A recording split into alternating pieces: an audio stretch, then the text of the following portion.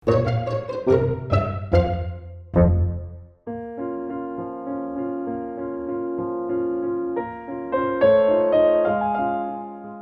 is van my werke teen die muur dat mense daarna kan kyk, maar die eintlike deel hiervan is dat ek hier kan verf. En dis my veilige spasie waar ek my ding kan doen.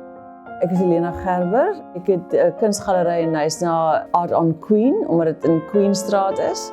En dis die plek waar ek skilder en wat my droom is eintlik op die ouend. Ek dink daar's 'n plek in die mark vir opregte, eerlike kuns.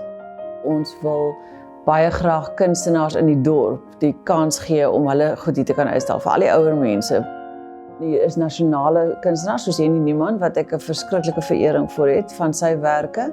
Jy kan bekostigbare kuns vir die publiek gee en dan ook die plaaslike kunstenaars soos byvoorbeeld Faith Du Plessis, Philip Badenhorst se werk. Iemand wat ook in die galery op die oomblik is Lelani McIntosh. Sy het die besigheid wat die rame doen.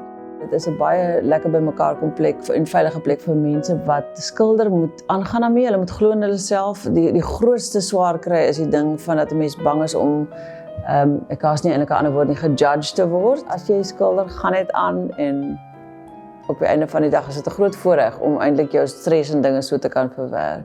Lys jou besigheid. Dis by AfriVriende, dit is maklik, dit is gratis en is fantasties.